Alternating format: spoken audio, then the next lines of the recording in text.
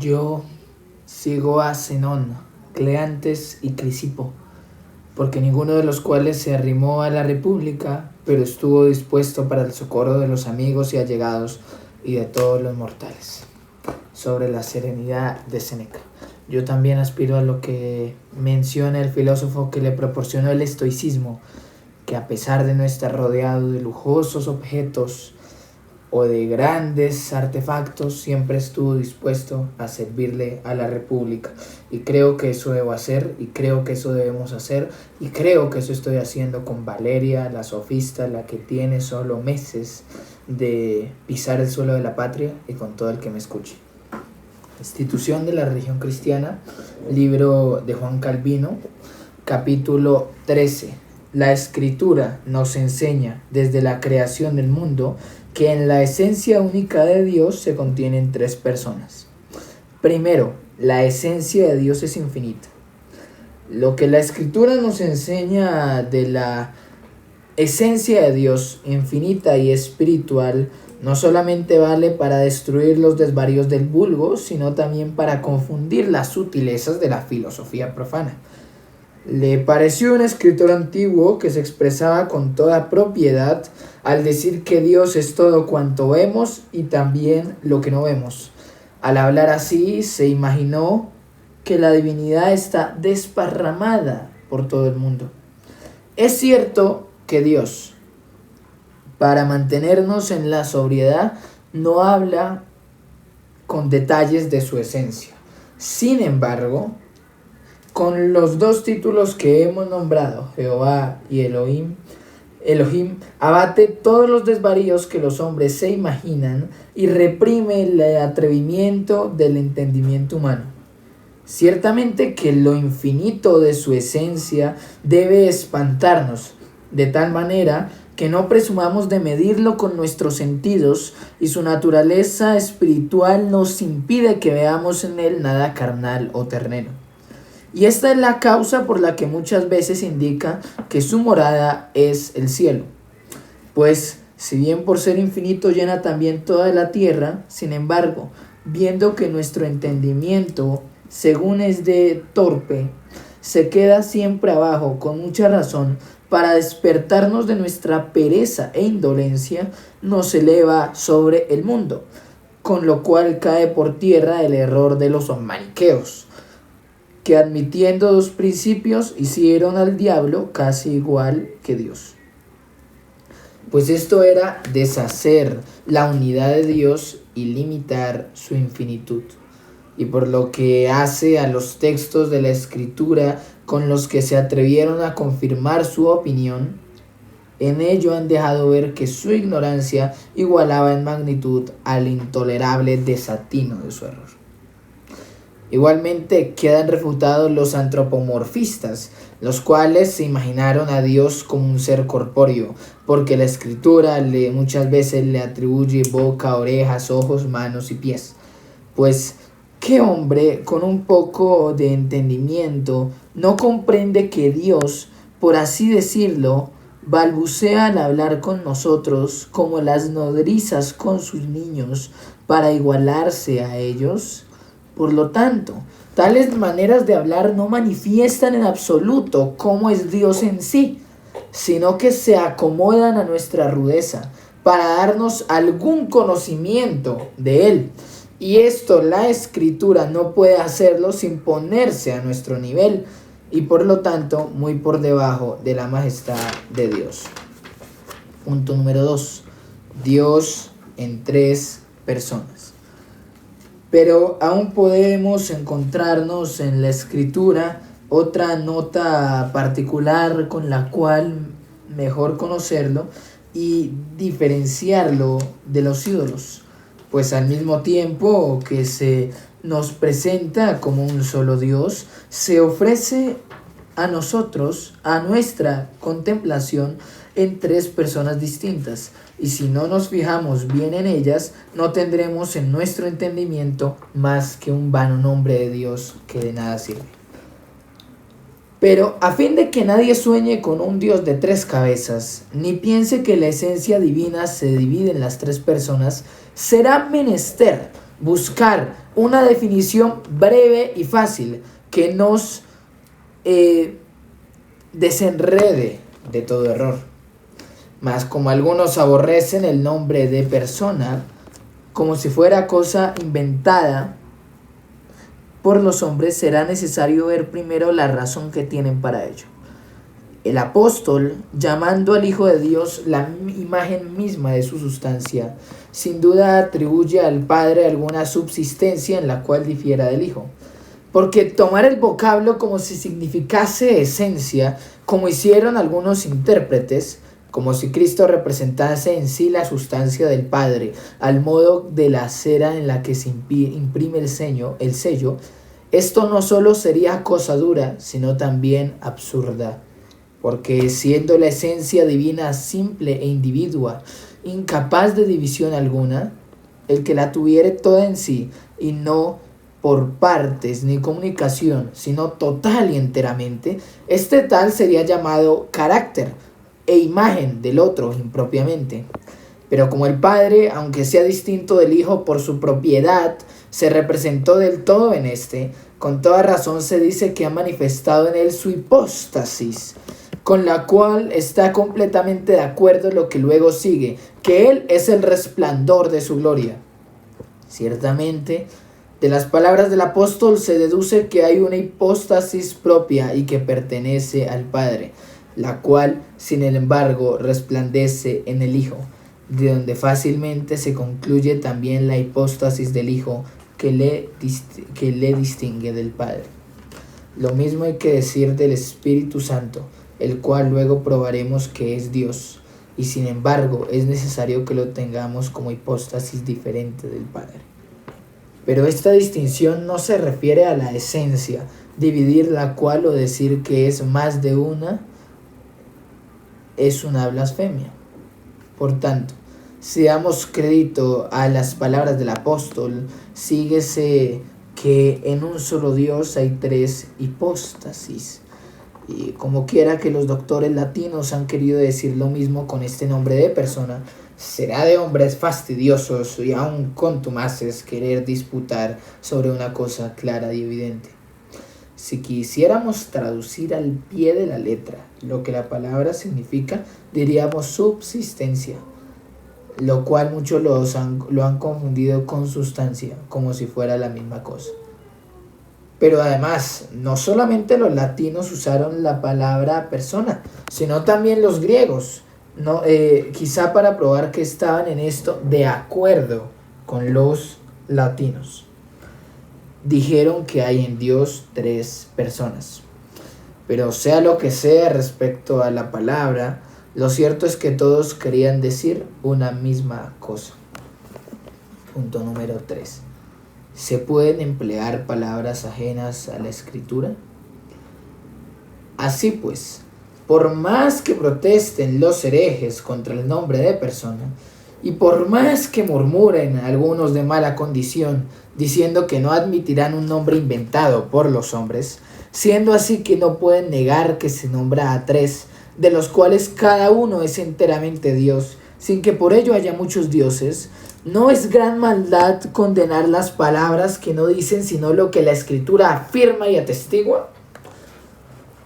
Replican que sería mejor mantener dentro de los límites de la Escritura no solamente nuestros sentimientos, sino también las palabras, en vez de usar otras extrañas y no empleadas, que pueden ser causa de discusiones y disputas. Porque sucede con esto que se pierde el tiempo disputando por palabras, que se pierde la verdad altercando de esta manera y se destruye la caridad. Si ellos llaman palabra extraña a la que sílaba por sílaba y letra por letra no se encuentra en la Escritura, ciertamente nos ponen en gran aprieto, pues con ello condenan todas las predicaciones e interpretaciones que no están tomadas de la Escritura de una manera plenamente textual. Mas si tienen por palabras extrañas las que se inventan por curiosidad y se sostienen supersticiosamente, las cuales sirven más de disputa que de edificación y se usan sin necesidad ni fruto y con su aspereza, oídos en los oídos de los fieles y pueden apartarnos de la sencillez de la palabra de Dios, entonces estén seguros de que yo apruebo con todo el corazón su sobriedad. Pues no me parece que deba ser menor la reverencia al hablar de Dios que la que usamos en nuestros pensamientos sobre Él. Pues cuanto de Él pensamos, en cuanto procede de nosotros mismos, no es más que locura. Y todo cuanto hablamos, vanidad. Con todo, algún medio hemos de tener, tomando de la Escritura alguna regla a la cual se conformen todos nuestros pensamientos y palabras. Pero ¿qué inconveniente hay en que expliquemos con palabras más claras las cosas que la Escritura dice oscuramente, con tal que lo que digamos sirva para declarar fielmente la verdad de la Escritura y que se haga sin tomarse excesiva libertad y cuando la ocasión lo requiera? De esto tenemos muchos ejemplos. ¿Y qué sucederá si probamos que la Iglesia se ha visto ineludiblemente obligada a usar las palabras Trinidad y personas? Si alguno no las aprueba, pretextando que se trata de palabras nuevas que no se hallan en la Escritura, ¿no se podrá decir de él con razón que no puede tolerar la luz de la verdad? Pues lo que hace es condenar que se explique con palabras más claras lo mismo que la Escritura encierra en sí. Punto número 4. Utilidad de ciertas palabras. Tal novedad de palabras, si así se puede llamar, hay que usarla principalmente cuando conviene mantener la verdad contra aquellos que la calumnian y que, tergiversándola, vuelven lo de dentro afuera, lo cual al presente vemos más de lo que quisiéramos, resultándonos difícil convencer a los enemigos de la verdad, porque con su sabiduría carnal se deslizan como sierpes de las manos, si no son apretados fuertemente. De esta manera, los padres antiguos, preocupados por los ataques de las falsas doctrinas, se vieron obligados a explicar con gran sencillez y familiaridad lo que sentían, a fin de no dejar resquicio alguno por donde los impíos pudieran escapar, a los cuales cualquier oscuridad de palabras les sirve de escondrijo donde ocultar sus errores. Confesaba Arrio que Cristo es Dios e Hijo de Dios, porque no podía contradecir los clarísimos testimonios de la Escritura, y como persona que cumple con su deber, aparentaba conformarse con los demás, pero entre tanto no dejaba de decir que Cristo es criatura y que tuvo principio como los demás. Los padres, para aclarar esta maliciosa simulación, pasaron adelante diciendo que Cristo es Hijo eterno del Padre y consustancial con el Padre. Entonces quedó patente la impiedad de los arrianos y comenzaron a aborrecer y detestar la palabra homoousios, que quiere decir consustancial. Si al principio hubieran confesado sinceramente y de corazón que Cristo es Dios, no hubieran negado que era consustancial al Padre. ¿Quién se atreverá a acusar a aquellos santos varones de amigos de controversias y disensiones por el hecho de que por una simple palabra se enardecieran los ánimos en la disputa hasta llegar a turbar la paz y tranquilidad de la Iglesia? Pero aquella mera palabra daba a conocer cuáles eran los verdaderos cristianos y cuáles los herejes. Vino después Sabelio, el cual casi no daba importancia a las palabras Padre, Hijo y Espíritu Santo, y decía que estos nombres no denotaban distinción alguna, sino que eran títulos diversos de Dios, como hay otros muchos. Si disputaban con él, confesaba que creía que el Padre era Dios, el Hijo era Dios y el Espíritu Santo también era Dios. Pero luego encontraba una escapatoria diciendo que no había confesado otra cosa si no hubiera dicho que Dios es fuerte, justo y sabio, y así decía otra cosa distinta, que el Padre es el Hijo y el Espíritu Santo es el Padre, sin distinción alguna. Los que entonces eran buenos maestros y amaban de corazón la piedad, Para vencer la malicia de este hombre, le contradecían diciendo que había que confesar que hay en un solo Dios tres propiedades, y para defenderse con la verdad sencilla y desnuda contra sus argucias, afirmaron que hay en un solo Dios, o lo que es lo mismo, en una sola esencia divina, una trinidad de personas. Punto número 5. Del sentido de las palabras sustancia, consustancial, esencia, hipóstasis y persona, en orden a las distinciones necesarias. Por tanto, si estos nombres no han sido inventados temerariamente, será menester guardarse de ser acusados de temeridad por rechazarlos. Preferiría que todos estuviesen sepultados con tal de que todo el mundo confesara que el Padre y el Hijo y el Espíritu Santo son un solo Dios, y que sin embargo ni el Hijo es Padre ni el Espíritu Santo es Hijo, sino que hay entre ellos distinción de propiedad. Por lo demás, no soy tan riguroso e intransigente que me importe discutir solamente por palabras. Pues pienso que los padres antiguos, aunque procuraban hablar de estas materias con gran reverencia, sin embargo no estaban de acuerdo todos entre sí, e incluso algunos no siempre hablaron de la misma manera. ¿Cuáles son las maneras de hablar usadas por los concilios que San Hilario excusa? ¿Qué atrevimiento no emplea a veces San Agustín? ¿Qué diferencia existe entre los griegos y los latinos? Un solo ejemplo bastará para mostrar esta diversidad. Los latinos, al interpretar el vocablo griego homoousios, dijeron consustancial, con lo cual daban a entender que el Padre y el Hijo tienen una misma sustancia, y así por sustancia no entendían más que esencia. Por esta causa, San Jerónimo, escribiendo a Dámaso, obispo de Roma, dice que es sacrilegio afirmar que hay en Dios tres sustancias. Pero más de 100 veces se hallará en San Hilario esta expresión: en Dios hay tres sustancias. En cuanto a la palabra hipóstasis, ¿qué dificultad encuentra San Jerónimo? Pues él sospecha que hay algún veneno oculto cuando se dice que hay en Dios tres hipóstasis. Y afirma que si alguno usa esta palabra en buen sentido, no obstante es una manera impropia de hablar.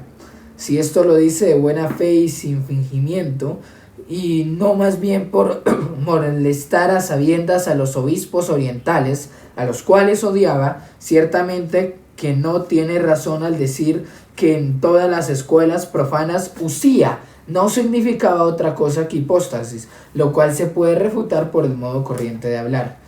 Más modesto y humano es San Agustín, el cual, aunque dice que esta palabra hipóstasis es nueva entre los latinos en este sentido, sin embargo, no solamente permite a los griegos que sigan su manera de hablar, sino también tolera a los latinos que la usaran. E igualmente Sócrates, historiador eclesiástico, escribe en su libro sexto de la historia, llamada Tripartita, que los primeros que usaron esta palabra en este sentido fueron gente ignorante. Y también San Hilario echa en cara como un gran crimen a los herejes, que por su temeridad se ve forzado a exponer al peligro de la palabra las cosas que el corazón debe sentir con gran devoción, no disimulando que es ilícito hablar de cosas inefables y presumir cosas no concedidas. Y poco después se excusa de verse obligado a usar palabras nuevas, porque después de haber puesto los nombres naturales, Padre, Hijo y Espíritu Santo, añade que todo cuanto se quiera buscar más allá de esto supera todo lo que se puede decir. Está fuera de lo que nuestros sentidos pueden percibir y nuestro entendimiento comprender.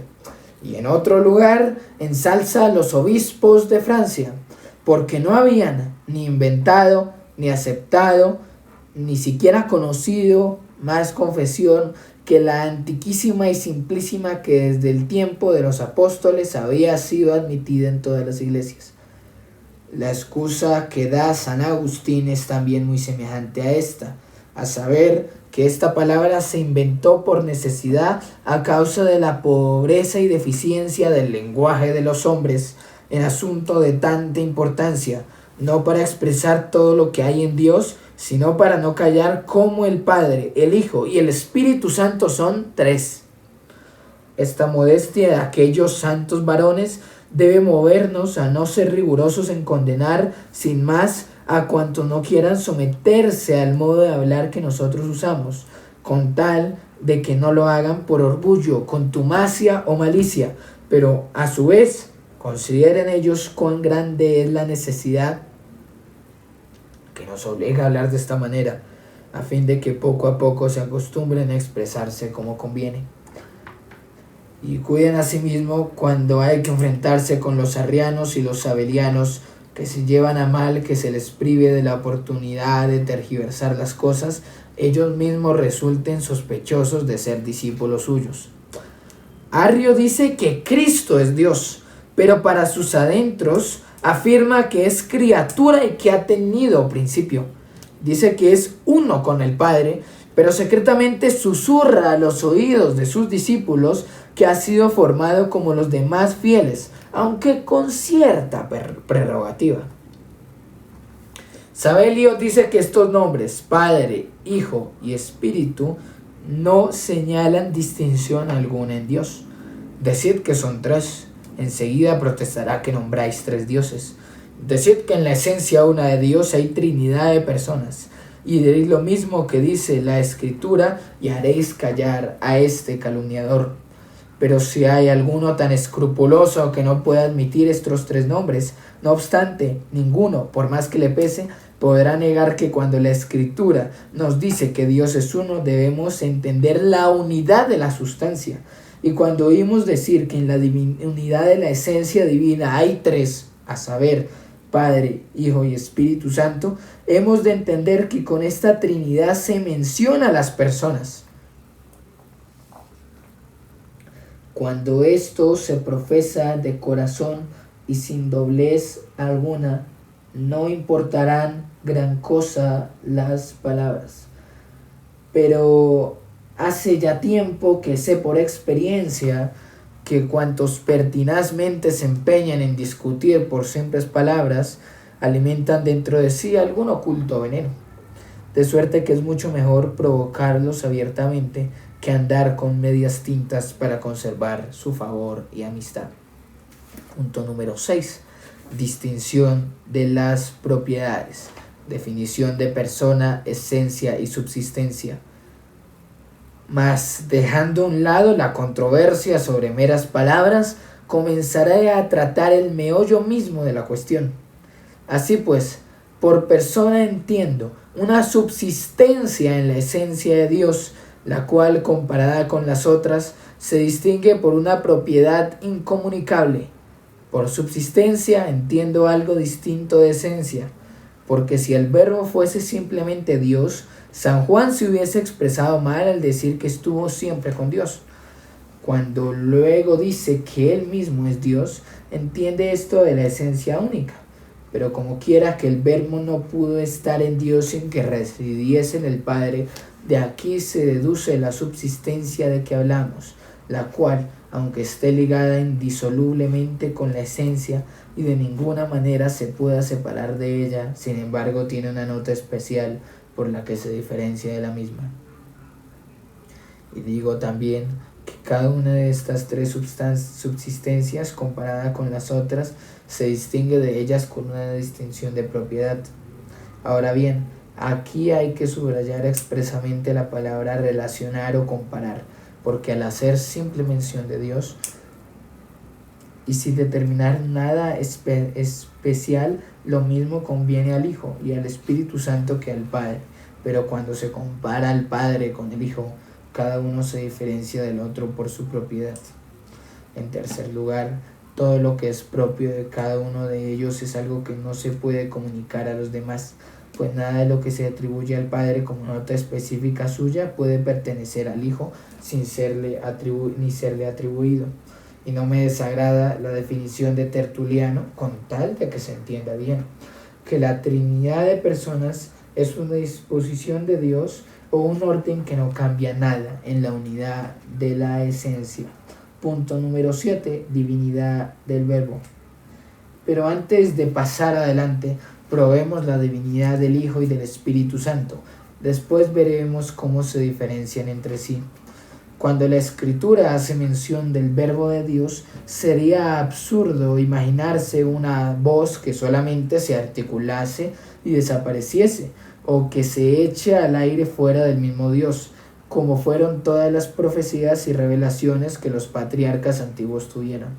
Más bien este vocablo verbo significa la sabiduría que perpetuamente reside en Dios, de la cual todas las revelaciones y profecías procedieron, porque los profetas del Antiguo Testamento no hablaron menos por el Espíritu Santo, como lo atestigua San Pedro, que los apóstoles y los que después de ellos enseñaron la doctrina de la salvación. Pero como Cristo aún no se había manifestado, es necesario entender que este Verbo fue engendrado del Padre antes de todos los siglos.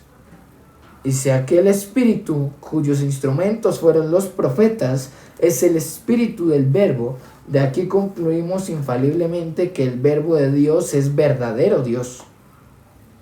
Y esto lo atestigua bien claramente Moisés en la creación del mundo, poniendo siempre por delante el verbo, porque ¿con qué fin refiere expresamente que Dios al crear cada cosa decía, hágase esto o lo otro, sino para que la gloria de Dios, que es algo insondable, resplandeciese en su imagen? A los burlones y habladores les sería fácil una escapatoria, diciendo que esta palabra en este lugar no quiere decir sino mandamiento o precepto. Pero los apóstoles exponen mucho mejor este pasaje. Dicen ellos, en efecto, que el mundo fue creado por el Hijo y que sostiene todas las cosas con su poderosa palabra.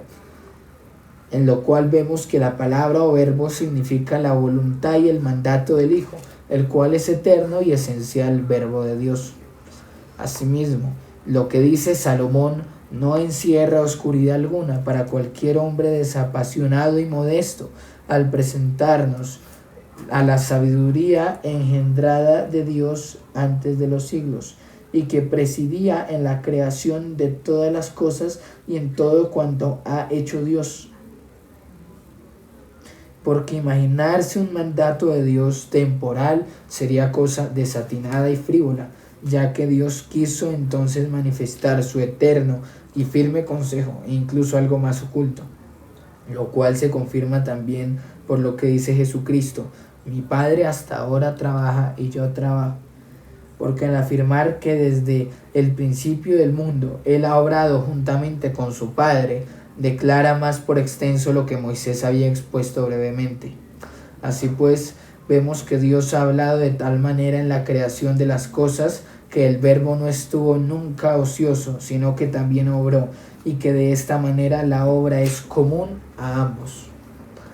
Pero con mucha mayor claridad que todos habló San Juan, cuando atestigua que aquel Verbo, el cual desde el principio estaba con Dios, era juntamente con el Padre la causa de todas las cosas, porque él atribuye al Verbo una sólida esencia y permanente, y aún le señala cierta particularidad y bien claramente muestra cómo Dios, hablando, ha sido el creador del mundo.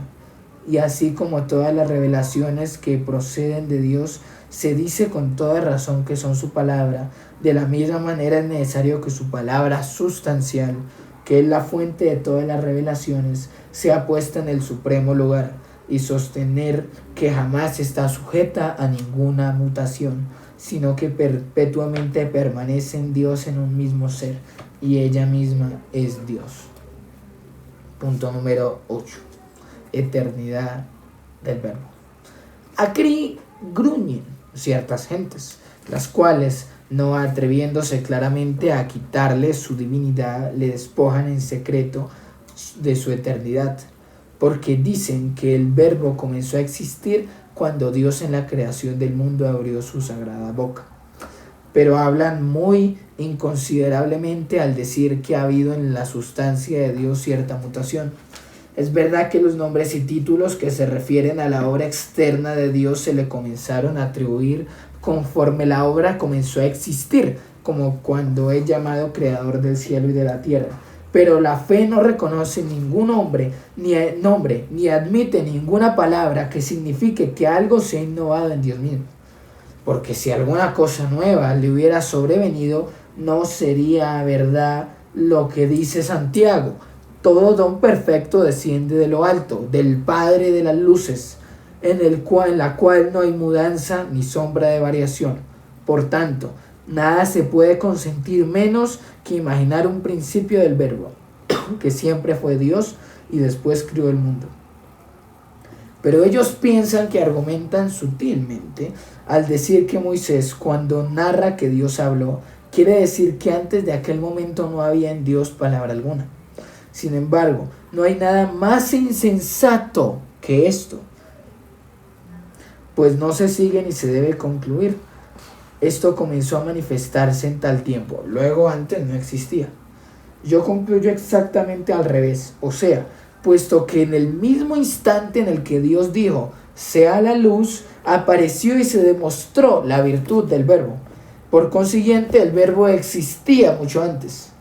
Y si alguno pregunta cuánto tiempo antes, no encontrará en ello principio alguno, porque ni aun el mismo Jesucristo fija tiempo cuando dice: Padre, la hora ha llegado, glorifica a tu Hijo con aquella gloria que tuve contigo antes que el mundo fuese. Y San Juan no se olvidó de probar esto mismo, porque antes de hablar de la creación del mundo, dice que el Verbo existió desde el principio con Dios. De nuevo, pues, concluyo que el Verbo que existió antes del principio del tiempo concebido en Dios, residió perpetuamente en él, por donde se prueban claramente la eternidad del Verbo, su verdadera esencia y su divinidad. Punto número 9. Testimonios de la Escritura sobre la divinidad de Jesucristo. Y aunque no quiero mencionar ahora la persona del mediador, porque dejo el tratar de ello para el lugar donde se hablará de la redención, sin embargo, como todos sin contradicción alguna deben tener por cierto que Jesucristo es aquel mismo Verbo revestido de carne, los mismos testimonios que confirman la divinidad de Jesucristo tienen mucho peso para nuestro actual propósito. Cuando en el Salmo 45:6 se dice: tu trono, oh Dios, es eterno y para siempre, los judíos lo tergiversan diciendo que el nombre de Elohim que usa en este lugar el profeta se refiere también a los ángeles y a los hombres constituidos en autoridad. Pero yo respondo que en toda la Escritura no hay lugar semejante en el que el Espíritu Santo erija un trono perpetuo a criatura alguna, ni tampoco aquel de quien se habla es llamado simplemente Dios, sino además dominador eterno. Asimismo, a nadie más que a Dios se da este título de Elohim, sin adición alguna, como por ejemplo se llama a Moisés el Dios de Faraón. Otros interpretan: tu trono es de Dios, interpretación sin valor alguno. Convengo en que muchas veces se llama divino a lo que es excelente, pero por el contexto se ve claramente que tal interpretación sería muy dura y forzada, y que no puede convenir a ello en manera alguna. Pero aunque no se pueda vencer la obstinación de tales gentes, lo que Isaías testifica de Jesucristo, que es Dios y que tiene suma potencia, lo cual no pertenece más que a Dios, está bien claro. También aquí objetan los judíos y leen esta sentencia de esta manera: este es el nombre con que lo llamará el Dios fuerte, el Padre del siglo futuro, etc. Y así quitan a Jesucristo todo lo que en esta sentencia se dice de él y no le atribuyen más que el título de príncipe de paz. Pero ¿por qué razón se habrían de acumular en este lugar tantos títulos y epítetos del Padre, puesto que el intento del profeta es adornar a Jesucristo con títulos ilustres capaces de fundamentar nuestra fe en él?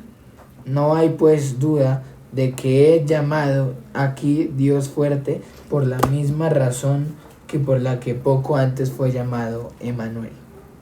Pues no es posible hallar lugar más claro que el de Jeremías, cuando dice que este será su nombre con el cual le llamarán Jehová, justicia nuestra. Porque como quiera que los mismos judíos afirman espontáneamente que los demás nombres de Dios no son más que epítetos, y que sólo el nombre de Jehová, al que ellos llaman inefable, es sustantivo y que significa la esencia de Dios, de ahí concluyo que el Hijo es el Dios único y eterno, que afirma en otro lugar que no dará su gloria a otro. Los judíos buscan también otra escapatoria, diciendo que Moisés puso este mismo nombre al altar que edificó y que Ezequiel llamó así a la Nueva Jerusalén. Pero ¿quién no ve que aquel altar fue erigido como recuerdo de que Dios había exaltado a Moisés y que Jerusalén es llamada con el nombre mismo de Dios sencillamente porque en ella residía Él? Porque el profeta se expresa así: y el nombre de las ciudades de aquel día será Jehová Sama. Y Moisés dice: edificó un altar y llamó su nombre Jehová Nisi. Pero mayor aún es la disputa con los judíos respecto a otro lugar de Jeremías, en el cual se da este mismo título a Jerusalén, y se le llamará Jehová, justicia nuestra.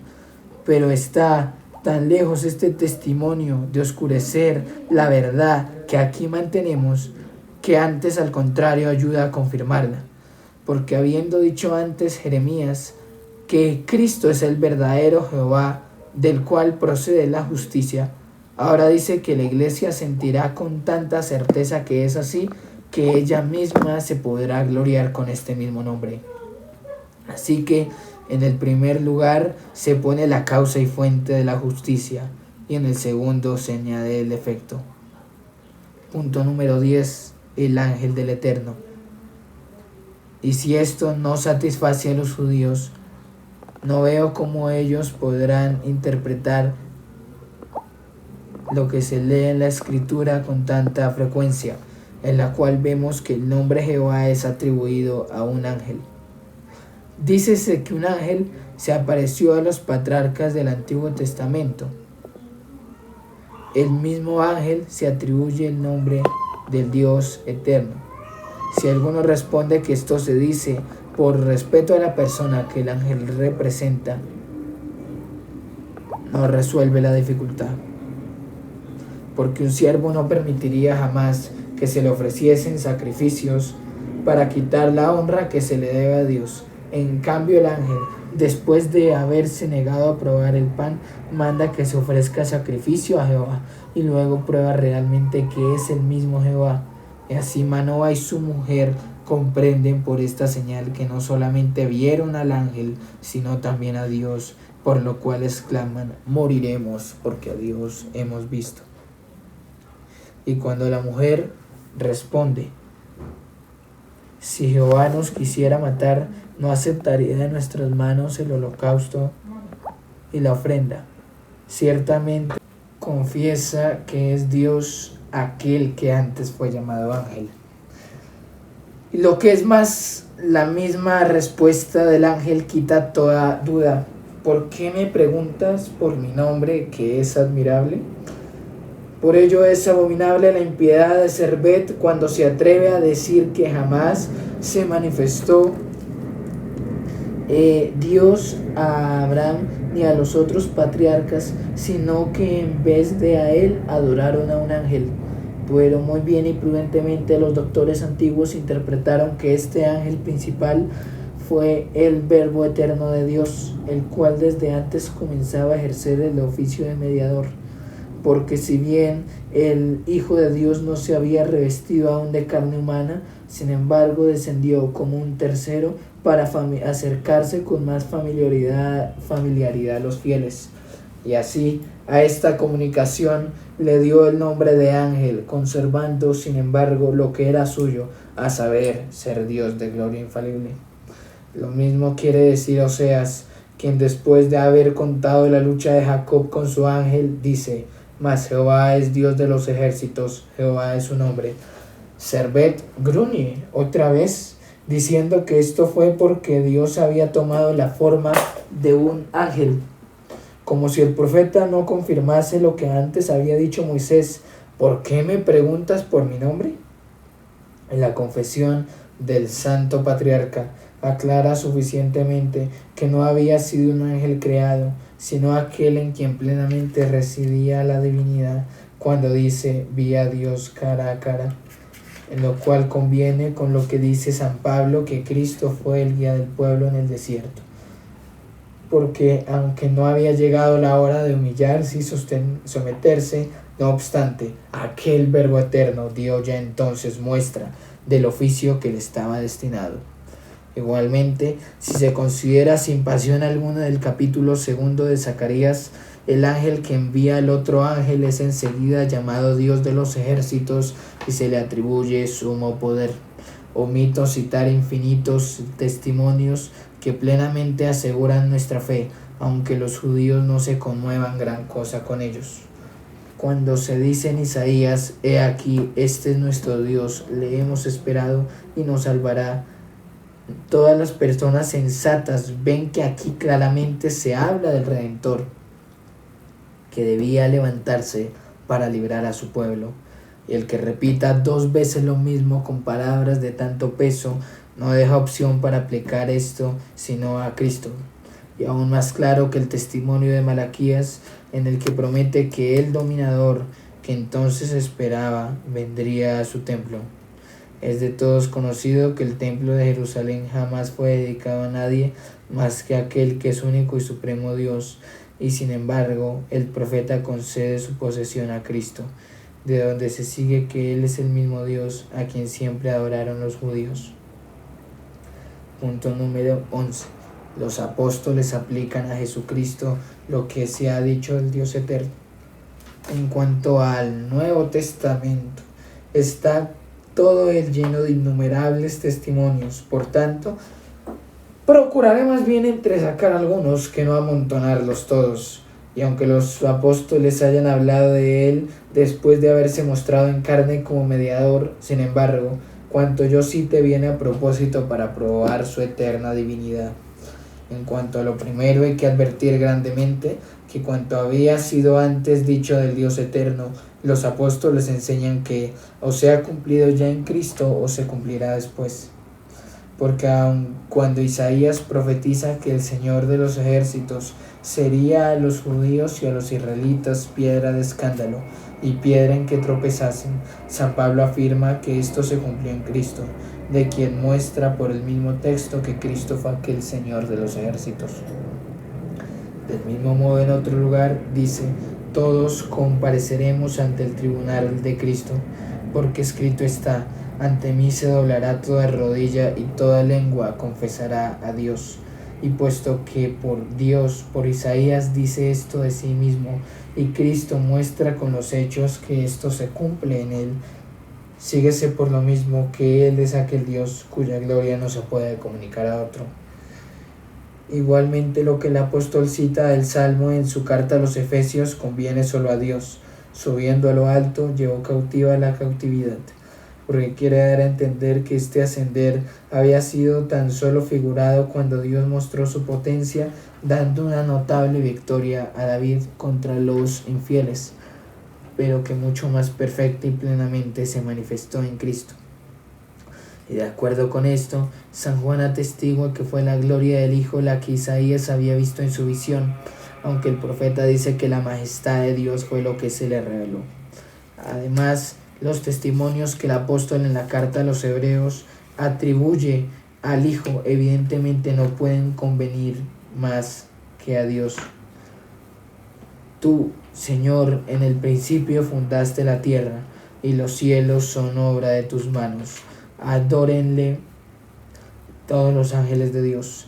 Y cuando Él aplica estos testimonios a Cristo, no los aplica sino en su sentido propio, porque todo cuanto allí se profetizó se cumplió solamente en Jesucristo. Pues Él fue el que levantándose se apiadó de Sión, Él quien tomó posesión de todas las gentes y naciones, extendiendo su reino por doquier. ¿Y por qué San Juan iba a dudar en atribuir la majestad de Dios a Cristo? cuando él mismo había dicho antes que el Verbo había estado siempre con Dios? ¿Por qué iba a temer San Pablo sentar a Cristo en el tribunal de Dios, habiendo dado antes tan clarísimo testimonio de su divinidad, cuando dijo que era Dios bendito para siempre? Y para que veamos cómo el apóstol está plenamente de acuerdo consigo mismo, en otro lugar dice que Dios fue manifestado en carne. Si Él es el Dios que debe ser alabado para siempre, síguese luego que, como dice en otro lugar, es aquel a quien solo se debe toda gloria y honra. Y esto no lo disimula, sino que lo dice con toda claridad. Siendo en forma de Dios, no estimó el ser igual a Dios como cosa a que aferrarse, sino que se despojó a sí mismo. Y para que los impíos no murmurasen diciendo que era un Dios hecho de prisa, San Juan continúa: este es el verdadero Dios y la vida eterna. Aunque nos debe ser más que suficiente ver que he llamado Dios, y principalmente por boca de San Pablo, el cual claramente afirma que no hay muchos dioses, sino uno solo. Dice así: pues aunque haya algunos que se llamen dioses, sea en el cielo o en la tierra, para nosotros solo hay un Dios, el Padre, del cual proceden todas las cosas. Cuando oímos por boca de este mismo apóstol que Dios fue manifestado en carne y que con su sangre adquirió la iglesia, ¿por qué nos imaginamos un segundo Dios al cual él no conoce? Y no hay duda de que los fieles entendieron esto de esta manera. Tomás, confesando que él era su Dios y Señor, declara que es aquel único y solo Dios a quien siempre había adorado. Punto número 12. La divinidad de Jesucristo mostrada por sus obras. Igualmente, si juzgamos su divinidad por las obras que en la Escritura se le atribuyen, a ella aparecerá mucho más claramente. Porque cuando dijo que él desde el principio hasta ahora oraba juntamente con el Padre, los judíos, bien que por otro lado eran muy torpes, sintieron que con estas palabras se atribuía a sí mismo potencia divina. Y por esta causa, como relata San Juan, procuraban con mayor diligencia que antes matarlo, porque no solamente quebrantaba el sábado, sino que además decía que Dios era su Padre, haciéndose igual a Dios. ¿Cuál, pues, no será nuestra torpeza si no entendemos plenamente su divinidad? Ciertamente que a regir el mundo con su providencia y potencia y gobernarlo todo conforme a su voluntad, según dice el apóstol que es propia de él, no lo puede hacer más que el Creador. Y no solamente le pertenece el gobernar el mundo como al Padre, sino también todos los otros oficios que no pueden ser comunicados a las criaturas. El Señor anuncia por el profeta: yo soy el que borro tus rebeliones por amor de mí mismo. Como los judíos, según esta sentencia, pensasen que Jesucristo hacía injuria a la honra de Dios, oyéndole decir que perdonaba los pecados, él no solamente afirmó con su palabra que poseía esta autoridad de perdonar los pecados, sino que además la confirmó con un milagro. Vemos pues que Jesucristo no solamente tiene el ministerio de perdonar los pecados, sino también la autoridad, la cual dice Dios que nadie más que Él mismo puede tener. Pues ¿qué? ¿No es propio y exclusivo de Dios entender y conocer los secretos pensamientos de los corazones de los hombres? También esto lo ha tenido Jesucristo, de donde se concluye su divinidad. Punto número 13. Los milagros de Jesucristo prueban su divinidad. Y si hablamos de sus milagros, clara y evidentemente ha manifestado su divinidad con ellos. Aunque admito que los profetas y los apóstoles los han obrado también, sin embargo existe una gran diferencia, ya que ellos solamente han sido ministros de los dones de Dios, pero Jesucristo los hizo con su propia virtud.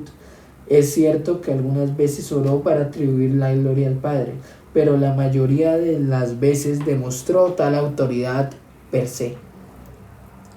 ¿Y cómo no iba a ser verdadero autor de milagros el que por su propia autoridad da a otros el poder de hacerlos? porque el evangelista cuenta que Él dio a los apóstoles el poder de resucitar los muertos, de curar los leprosos, de echar los demonios, etc. Y los apóstoles han usado de Él de tal manera que claramente mostraron que no tenían la virtud de hacer milagros sino por Jesucristo. En el nombre de Jesucristo de Nazaret, levántate y anda. No hay pues por qué maravillarse si Jesucristo, para mostrar la incredulidad de los judíos, les ha echado en cara los milagros que hizo entre ellos. Un momento, apreciada Valeria y audiencia.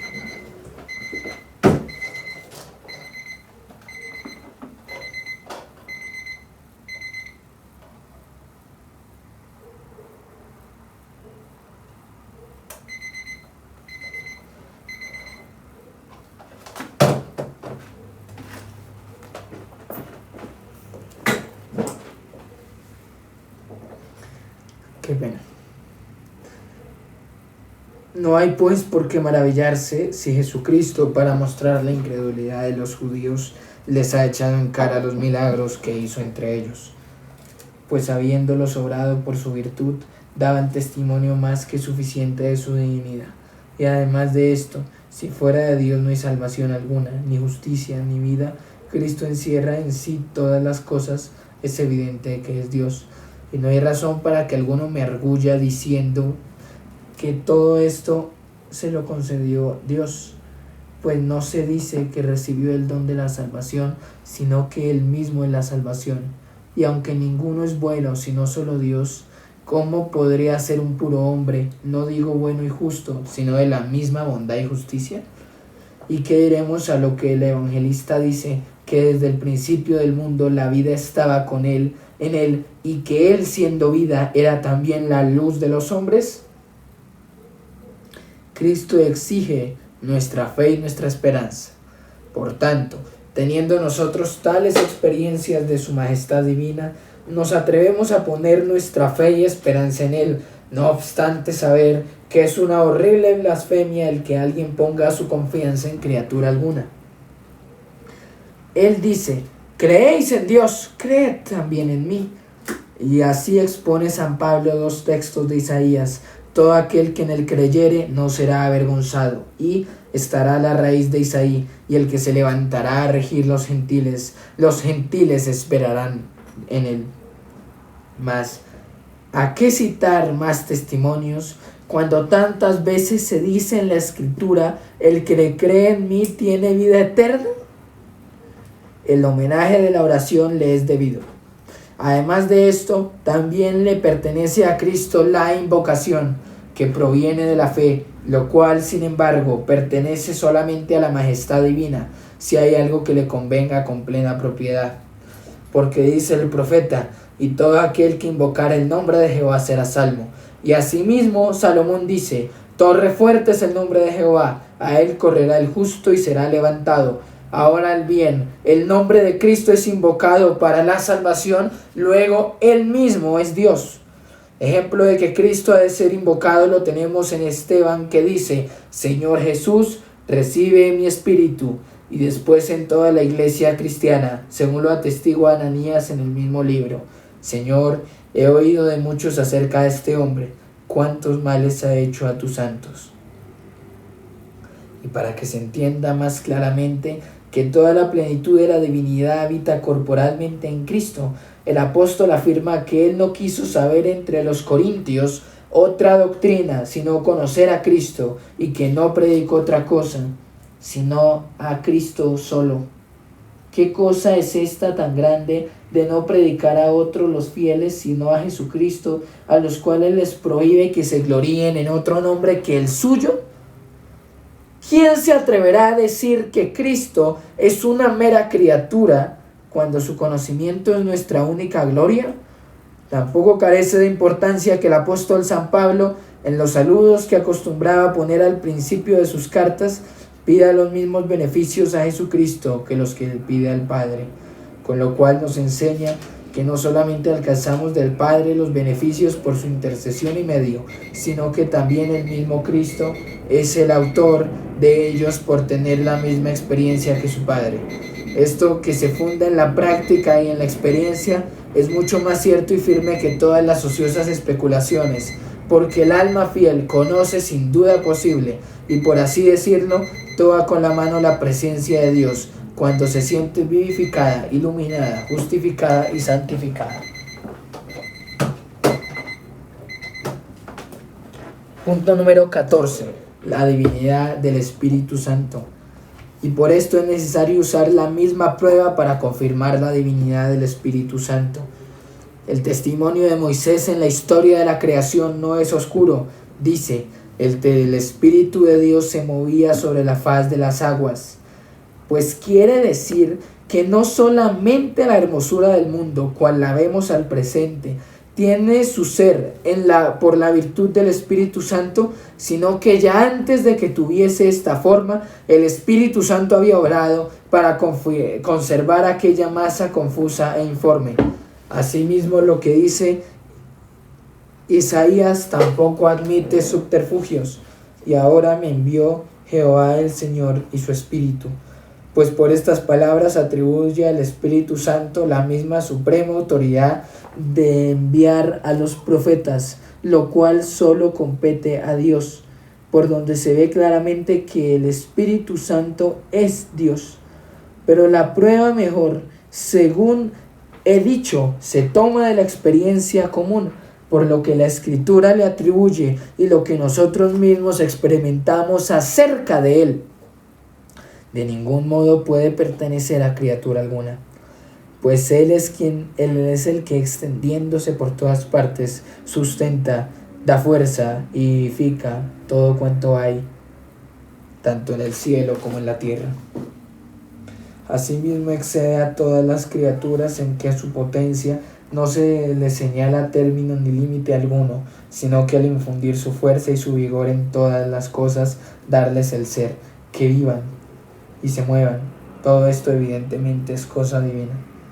Además de esto, si la regeneración espiritual que nos hace partícipes de una vida eterna es mucho mejor y más excelente que la presente vida, ¿qué hemos de pensar de aquel por cuya virtud somos regenerados?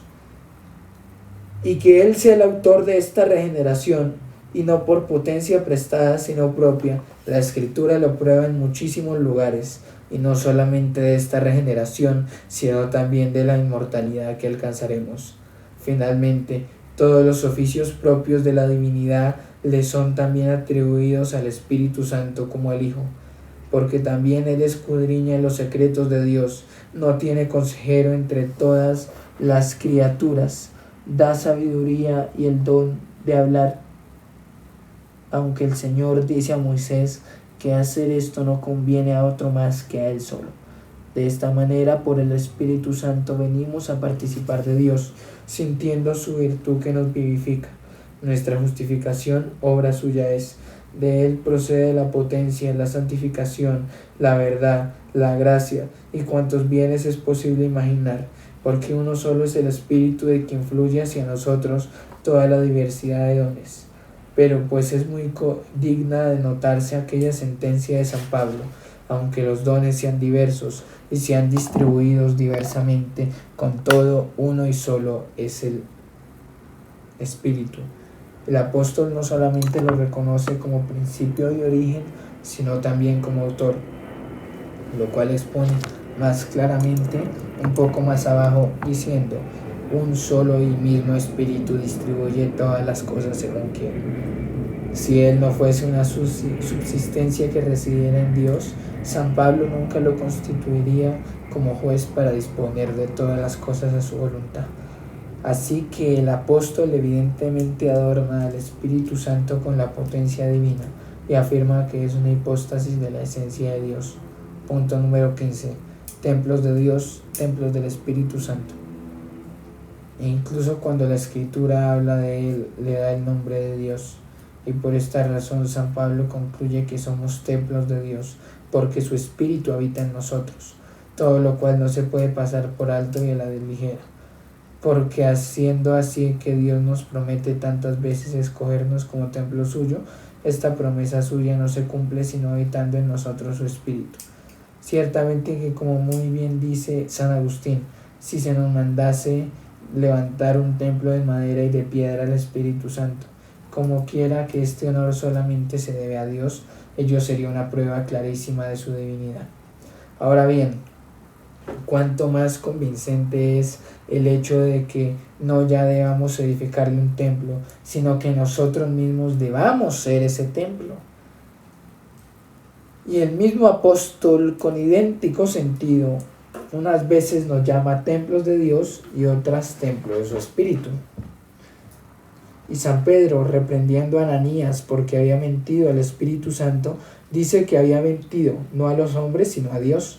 Y lo mismo cuando Isaías presenta al Señor de los ejércitos hablando, San Pablo dice que es el Espíritu Santo quien habla. Y lo que es más, los lugares en que los profetas a cada paso dicen que las palabras que refieren son del Dios de los ejércitos, Cristo y los apóstoles lo refieren al Espíritu Santo, de donde se sigue que Él es el verdadero Dios eterno, principal autor de las profecías. Igualmente, cuando Dios se queja de que es incitado a encolerizarse por la obstinación de su pueblo, en lugar de esto Isaías dice que su Santo Espíritu está contristado. Finalmente, si la blasfemia contra el Espíritu ni en este siglo ni en el venidero será perdonada, siendo así que alcanza el perdón aun el que blasfema contra el Hijo, de aquí claramente se reduce su divina majestad, ofender o rebajar, la cual es un crimen irremisible. Omito a propósito citar muchos testimonios que usaban los antiguos. Les parecía muy oportuno lo que dice David: por la palabra de Jehová fueron hechos los cielos y todo el ejército de ellos, por el soplo, para probar que el mundo no fue menos obra del Espíritu Santo que del Hijo. Pero como quiera que es cosa muy corriente en los salmos repetir una misma cosa dos veces, y que en Isaías es lo mismo que el verbo, la razón que se alega no tiene fuerza. Por eso solamente he querido tocar sobriamente los testimonios que pueden apoyar firmemente nuestra conciencia. Punto número 16. En el nombre del Padre, del Hijo y del Espíritu Santo. Mas, así como Dios se manifestó mucho más claramente con la venida de Cristo, así también las tres personas han sido mucho mejor conocidas. Bástenos entre muchos este solo testimonio. San Pablo de tal manera enlaza y junta estas tres cosas, Dios, fe y bautismo, que argumentando de lo uno a lo otro, concluye que, así como no hay más que una fe, igualmente no hay más que un Dios, y puesto que no hay más que un bautismo, no hay tampoco más que una fe. Y así, si por el bautismo somos introducidos en la fe de un solo Dios para honrarle, es necesario que tengamos por Dios verdadero a aquel en cuyo nombre somos bautizados. Y no hay duda de que Jesucristo, al mandar bautizar en el nombre del Padre, del Hijo y del Espíritu Santo, ha querido declarar que la claridad del conocimiento de las tres personas debía brillar con mucha mayor perfección que antes. Porque esto es lo mismo al decir que bautizasen en el nombre de un solo Dios, el cual con toda evidencia se ha manifestado en el Padre, en el Hijo y en el Espíritu Santo. De donde se sigue claramente que hay tres personas que subsisten en la esencia divina, en las cuales se conoce a Dios, y ciertamente, puesto que la fe no debe andar mirando de acá para allá, ni haciendo multitud de discursos, sino poner los ojos en un solo Dios y llegarse a Él y estarse allí, fácilmente se concluye que si hubiere muchas clases de fe, sería necesario también que hubiese muchas clases de dioses. Y como el bautismo es el sacramento de la fe, Él nos confirma que Dios es uno.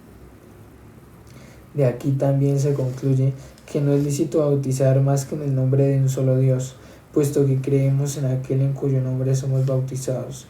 Así pues, ¿qué es lo que quiso Cristo cuando mandó bautizar en el nombre del Padre, del Hijo y del Espíritu Santo, sino que debíamos creer con una misma fe en el Padre, en el Hijo y en el Espíritu Santo? ¿Y qué es esto sino afirmar abiertamente que el Padre, el Hijo y el Espíritu Santo son un solo Dios? Ahora bien, si debemos tener como indubitable que Dios es uno y que no existen muchos dioses, hay que concluir que el verbo o palabra y el espíritu no son otra cosa sino la esencia divina, y por ello los arrianos andaban del todo descaminados al confesar la divinidad del Hijo, al paso que le negaban la sustancia de Dios. Y lo mismo dígase de los macedonianos, que por el Espíritu Santo no querían entender más que los dones de gracia que Dios distribuye a los hombres. Porque como la sabiduría, la inteligencia, la prudencia, la fortaleza y el temor de Dios provienen de Él, así también Él solo es el Espíritu de sabiduría, de prudencia, de fortaleza y de las demás virtudes. Ni hay en Él división alguna, según la diversa distribución de las gracias, sino que permanece siempre todo entero, aunque las gracias se distribuyan diversamente. Punto número 17. Distinción de las personas sin distinción de la esencia. Por otra parte, la Escritura nos muestra cierta distinción entre el Padre y el Verbo, y entre el Verbo y el Espíritu Santo, lo cual hemos de considerar con gran reverencia y sobriedad, según lo requiere la majestad de tan alto misterio. Por ello, me agrada sobremanera esta sentencia de Gregorio Nacianceno. No puedo, dice, concebir en mi entendimiento uno sin que al momento me vea rodeado del resplandor de tres, ni puedo diferenciar tres sin que al momento se vea reducido a uno. Guardémonos, pues, de imaginar en Dios una trinidad de personas que impidan nuestro entendimiento reducirla al momento a unidad. Las palabras Padre, Hijo y Espíritu Santo denotan sin duda una distinción verdadera, a fin de que nadie piense que se trata de títulos atribuidos a Dios según las diversas maneras como se muestra en sus obras, pero hay que advertir que se trata de una distinción y no de una división. Los testimonios ya citados muestran suficientemente que el Hijo tiene su propiedad distinta del Padre, porque el Verbo no estaría en Dios si no fuera otra persona distinta del Padre, ni tendría su gloria en el Padre si no fuera distinto de Él. Asimismo, el Hijo se distingue del Padre cuando dice que hay otro que da testimonio acerca de Él. Y lo mismo se dice en otro lugar, que el Padre creó todas las cosas por el Verbo, lo cual no sería posible si de alguna manera no fuera distinto del Hijo. Además, el Padre no descendió a la tierra, sino el que salió del Padre. El Padre no murió ni resucitó, sino aquel a quien envió. Y esta distinción no comenzó después de que el Verbo tomase carne humana, sino que es evidente que ya antes el unigénito estuvo en el Padre. Porque ¿quién se atreverá a decir que entró en el Padre precisamente cuando descendió del cielo para tomar carne humana? La distinción entre el Espíritu Santo y el Padre la pone Cristo de manifiesto cuando dice que procede del Padre, y la distinción respecto a sí mismo siempre que lo llama a otro, como cuando dice que Él enviará a otro Consolador y en otros lugares. Punto número 18. Relaciones entre las personas de la Trinidad. No sé si para explicar la fuerza de esta distinción es conveniente usar semejanzas tomadas de las cosas humanas. Es cierto que los antiguos suelen hacerlo así a veces, pero a la vez confiesan que todas sus semejanzas se quedan muy lejos de la realidad. De aquí proviene mi temor de parecer atrevido, no sea que si digo algo que no venga del todo a propósito, dé con ello ocasión a los malos de calumniar y maldecir, y a los ignorantes de errar. Sin embargo, no conviene pasar por alto la distinción que señala la Escritura, a saber, que el Padre se atribuye ser el principio de toda obra y la fuente y manantial de todas las cosas. Al Hijo, la sabiduría, el consejo y el orden para disponerlo todo. Al Espíritu Santo, la virtud y la eficacia de orar.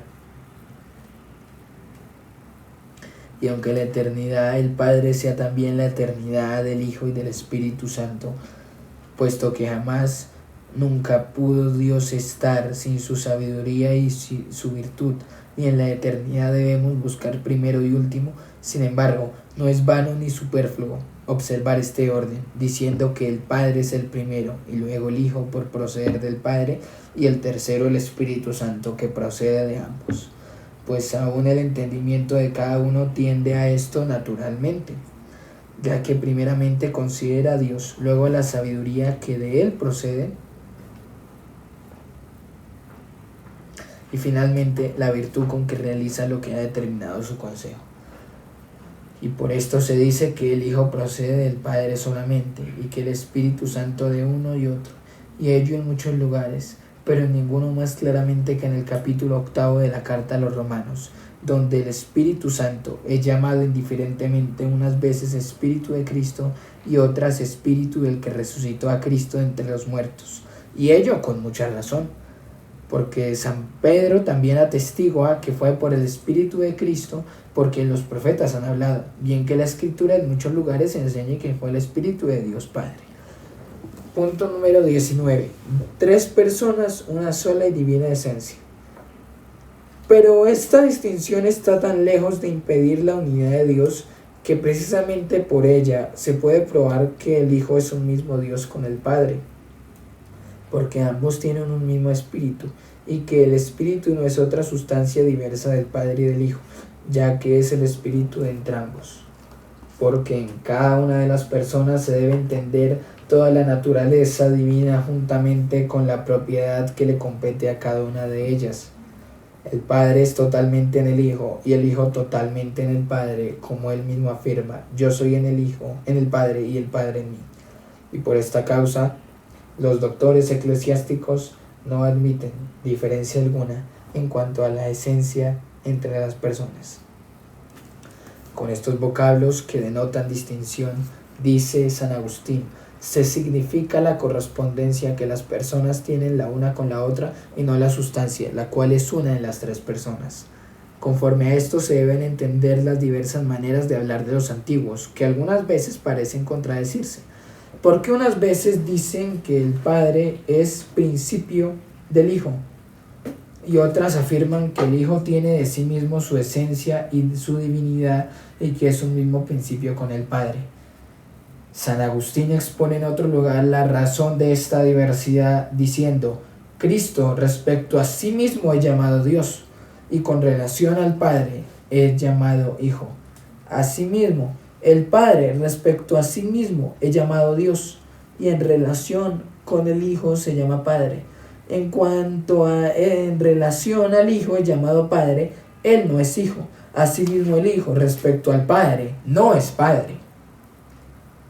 Mas en cuanto que el Padre respecto a sí mismo es llamado Dios, y el Hijo respecto a sí mismo es también llamado Dios, se trata del mismo Dios.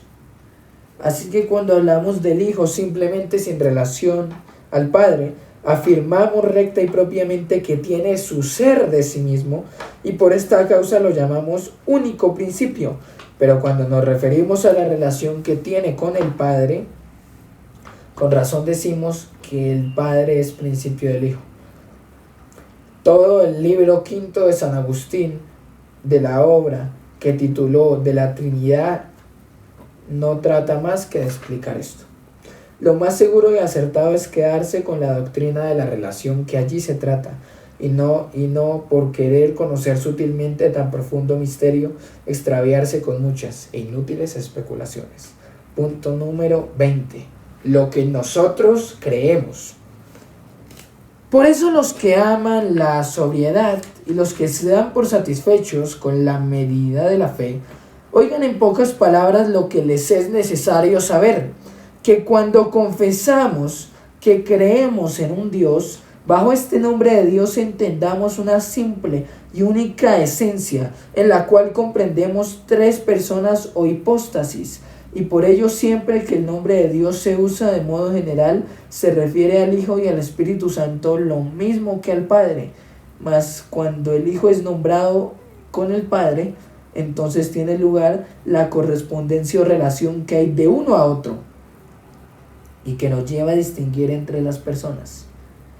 Y porque las propiedades de las personas denotan un cierto orden, de manera que en el Padre está el principio y el origen, siempre que se hace mención juntamente del Padre, del Hijo y del Espíritu Santo, el nombre de Dios se atribuye particularmente al Padre. De esta manera se mantiene la unidad de la esencia y se tiene también en cuenta el orden, que no obstante en nada rebaja la deidad del Hijo ni del Espíritu Santo. Y de hecho, puesto que ya hemos visto que los apóstoles afirman que el Hijo de Dios es aquel que Moisés y los profetas atestiguaron que era el Dios eterno, es menester siempre acudir a la unidad de la esencia. Y por eso es un sacrilegio horrendo decir que el Hijo es otro Dios distinto del Padre, porque el nombre de Dios, sin más, no admite relación alguna, ni Dios en relación a sí mismo admite diversidad alguna para poder que es esto o lo otro. En cuanto a que el nombre de Dios eterno tomado absolutamente convenga a Cristo, es cosa evidente por las palabras de San Pablo, respecto a lo cual 3 veces he rogado al Señor. Pues es clarísimo que el nombre Señor se pone allí por el de Dios eterno, y sería frívolo y pueril restringirlo a la persona del mediador, puesto que la sentencia es clara y sencilla, y no compara al Padre con el Hijo. Y sabemos que los apóstoles, siguiendo la versión griega, han usado siempre el nombre de Kyrios, que quiere decir Señor, en lugar del nombre hebreo Jehová. Y para no andar buscando un ejemplo muy lejos, San Pablo oró al Señor con el mismo sentimiento que el que San Pedro cita en el texto de Joel: todo aquel que invocare el nombre de Jehová será salvo. Cuando este nombre se atribuye en particular al Hijo, veremos más adelante que la razón es diversa. De momento baste saber que San Pablo, habiendo orado absolutamente a Dios, luego pone el nombre de Cristo, y el mismo Cristo llama a Dios, en cuanto es Dios, Espíritu. Por tanto, no hay inconveniente alguno en que toda la esencia, en la cual se comprende el Padre, el Hijo y el Espíritu Santo, se llame espiritual. Ello es evidente en la Escritura, porque así como Dios es llamado en ella Espíritu, así también el Espíritu Santo, en cuanto hipóstasis de toda la esencia, es llamado Espíritu de Dios, y se dice que procede de Dios. Punto número 21. El misterio de la Trinidad. Más, así como Satanás, para arrancar de raíz nuestra fe, ha suscitado siempre grandes contiendas y revueltas, ya respecto a la esencia divina del Hijo y del Espíritu Santo, ya referente a distinción personal, y así como en casi todos los siglos suscitó a espíritus impíos para que molestasen a los doctores ortodoxos, igualmente hoy en día procura remover aquellos antiguos rescoldos para provocar un nuevo fuego. Hasta ahora, mi propósito ha sido principalmente guiar como por la mano a los dóciles y no disputar con los amigos de contiendas y con los contumaces. Ahora, en cambio, es preciso defender contra todas las calumnias de los impíos la verdad que pacíficamente hemos enseñado, bien que yo pondré mi afán principalmente en confirmar a los fieles para que sean dóciles en recibir la palabra de Dios, a fin de que tengan un punto de apoyo infalible. Entendamos que si en los secretos misterios de la Escritura nos conviene ser sobrios y modestos, ciertamente este de que al presente tratamos no requiere menor modestia y sobriedad. Mas es preciso estar muy sobre aviso para que ni nuestro entendimiento ni nuestra lengua pase más adelante de lo que la palabra de Dios nos ha asignado. Porque ¿cómo podrá el entendimiento humano comprender con su débil capacidad la inmensa esencia de Dios cuando aún no ha podido determinar con certeza cuál es el cuerpo del sol, aunque cada día se ve con los ojos? Asimismo, ¿cómo podrá conocer por sí solo la esencia de Dios, puesto que no conoce la suya propia? Por tanto, dejemos a Dios el poder conocerse, porque solo Él es, como dice San Hilario, suficiente testigo de sí mismo, y no se conoce más que por sí mismo. Ahora bien, le dejaremos lo que le compete si le concebimos tal como Él se nos manifiesta, y únicamente podremos enterarnos de ello mediante su palabra. 5 sermones compuso San Crisóstomo contra los anomeos, en los que trata de este argumento, los cuales, sin embargo, no han podido ni reprimir la audacia de los sofistas, ni que hayan dado rienda suelta a cuanto se les ha antojado, pues no se condujeron en esta cuestión con más modestia que lo suelen hacer en otras. Y como quiera que Dios ha maldecido su temeridad, su ejemplo debe servirnos de advertencia y procurar, para entender bien esta doctrina, ser dóciles más bien que andar con sutilezas, y no nos empeñemos en investigar lo que Dios es, sino dentro de su palabra sacrosanta, ni pensemos nada acerca de él, sino guiados por ella, ni digamos nada que no se halle en la misma. Y si la distinción del Padre, Hijo y Espíritu Santo que se da en Dios, porque es difícil de entender, atormenta y causa escrúpulos a algunos más de lo conveniente, acuérdense de que si nuestro entendimiento se deja llevar por la curiosidad, se mete en un laberinto, y aunque no comprendan este alto misterio, consientan en ser dirigidos por la Sagrada Escritura. Punto número 22. Sobre algunos que niegan la Trinidad. Hacer un catálogo de los errores con que la pureza de nuestra fe en lo referente a este artículo ha sido en los siglos pasados combatida sería cosa muy larga y difícil y sin provecho alguno.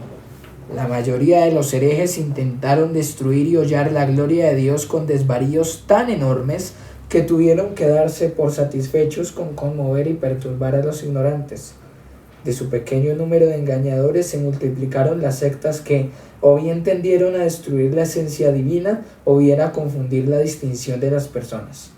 Mas si aceptamos como verdad lo que hemos suficientemente probado por la Escritura, o sea, que la esencia divina es simple e indivisible, aunque pertenece al Padre, al Hijo y al Espíritu Santo, y por otra parte, que el Padre difiere del Hijo en cierta propiedad y el Hijo del Espíritu Santo, no solamente se les cerrará la puerta a Arrio y a Saverio, sino también a todos los inventores de males que les han precedido. Miguel Servet. Mas como quiera que en nuestro tiempo han surgido ciertos espíritus frenéticos como Servet y otros, que todo lo han perturbado con sus nuevas fantasías, es necesario descubrir en pocas palabras sus engaños. Para Servet ha resultado tan aborrecible y detestable el nombre de Trinidad que ha afirmado que son ateos todos los que él llama trinitarios. No quiero citar las desatinadas palabras que inventó para llenarlos de injurias. El resumen de sus especulaciones es que se dividía a Dios en 3 partes al decir que hay en él 3 personas subsistentes en la esencia divina y que esta Trinidad era una fantasía por ser contraria a la unidad de Dios. Él quería que las personas fuesen ciertas ideas exteriores que no residan realmente en la esencia divina, sino que representen a Dios de una u otra manera, y que al principio no hubo ninguna cosa distinta en Dios, porque entonces lo mismo era el Verbo que el Espíritu, pero que desde que Cristo se manifestó Dios de Dios, se originó también de él otro Dios, o sea, el Espíritu. Y aunque él ilustra a veces sus desvaríos con metáforas, como cuando dice que el Verbo eterno de Dios ha sido el Espíritu de Cristo en Dios y el resplandor de su idea, y que el Espíritu ha sido sombra de la divinidad. Sin embargo, luego reduce a nada la deidad del Hijo y del Espíritu, afirmando que según la medida que Dios dispensa, hay en uno y en otro cierta porción de Dios, como el mismo Espíritu, estando sustancialmente en nosotros, es también una parte de Dios, y esto aún en la madera y las piedras. En cuanto a lo que murmura de la persona del mediador, lo veremos en su lugar correspondiente. Pero esta monstruosidad de que persona no es otra cosa que una forma visible de Dios no necesita larga refutación, pues como quiera que San Juan afirma que antes de que el mundo fuese creado el Verbo era con Dios, con esto lo diferencia de todas las ideas o visiones, pues si entonces y desde toda la eternidad aquel Verbo era Dios y tenía su propia gloria y claridad en el Padre, evidentemente no podía ser resplandor exterior o figurativo, sino que por necesidad se sigue que era una hipóstasis verdadera que subsistía en Dios. y aunque no se haga mención del Espíritu más que en la historia de la creación del mundo, sin embargo no se le presenta en aquel lugar como sombra, sino como potencia esencial de Dios. Cuando cuenta Moisés que aquella masa confusa de la cual se creó todo el mundo era por él sustentada en su ser. Así que entonces se manifestó que el Espíritu había estado desde toda la eternidad en Dios, puesto que vivificó y conservó esta materia confusa del cielo y de la tierra, hasta que se les dio la hermosura y orden que tiene. Ciertamente que entonces no pudo haber figura o representación de Dios como sueña Servet. Pero él se ve forzado en otra parte a descubrir más claramente su impiedad, diciendo que Dios, determinando con su razón eterna tener un hijo visible, se mostró visible de ese modo. Porque si esto fuese cierto, Cristo no tendría divinidad, más que porque Dios lo constituyó como hijo por su decreto eterno. Y aún hay más, y es que los fantasmas que ponen en lugar de las personas, de tal manera los transforma que no dudan en imaginarse nuevos accidentes en Dios. Pero lo más abominable de todo es que revuelve confusamente con todas las criaturas, tanto al Hijo como al Espíritu Santo, porque abiertamente confiesa que en la esencia divina hay tres partes y participaciones, de las cuales cualquier mínima parte es Dios, y sobre todo dice que los espíritus de los fieles son coeternos y consustanciales con Dios, aunque en otro lugar atribuye deidad sustancial, y no solamente a las almas de los hombres, sino también a todas las cosas creadas. Punto número 23. Los discípulos de Servet. De este pantano salió otro monstruo semejante, porque ciertos miserables, por evitar el odio y el deshonor de la impiedad de Servet, confesaron 3 personas, pero añadiendo esta razón: que el Padre, el cual es verdadero y propiamente único Dios, formando al Hijo y al Espíritu, transfundió en ellos su deidad. Incluso usan un modo de expresarse harto extraño y abominable: que el Padre se distingue del Hijo y del Espíritu, en que Él solo es el esenciador. Primeramente, lo que pretenden decir con esto es que Cristo es frecuentemente llamado Hijo de Dios, de donde concluyen que solamente el Padre se llama propiamente Dios. Pero no se dan cuenta de que, aunque el nombre de Dios sea propio también del Hijo, con todo se atribuye a veces, por excelencia, al Padre, porque es la fuente y origen de la divinidad, y esto se hace para subrayar la simple unidad de la esencia. Replican que si es verdaderamente hijo de Dios, es cosa absurda tenerlo como hijo de una persona. Respondo que ambas cosas son verdad, o sea, que es el Hijo de Dios, porque el Verbo es engendrado del Padre antes del tiempo, pues aún no me refiero a la persona del mediador, pero sin embargo debes de tener en cuenta la persona, para que el nombre de Dios no se emplee simplemente sino por el Padre. Porque si no creemos que hay más Dios que el Padre, claramente se rebaja al Hijo. Por tanto, cada vez que se hace mención de la divinidad, de ninguna cosa se debe admitir oposición entre el Hijo y el Padre, como si el nombre de Dios verdadero solo conviniera al Padre. Porque sin duda el Dios que se apareció a Isaías fue el verdadero y único Dios, y sin embargo San Juan afirma que fue Cristo. También el que por boca de Isaías afirma que Él será para los judíos piedra de escándalo, era el único y verdadero Dios. Ahora bien, San Pablo dice que era Cristo. El que dice por Isaías, a mí se doblará toda rodilla, San Pablo asegura que es Cristo. Y esto se confirma por los testimonios que el apóstol aduce. Tú, oh Señor, en el principio fundaste la tierra, y adórenle todos los ángeles de Dios.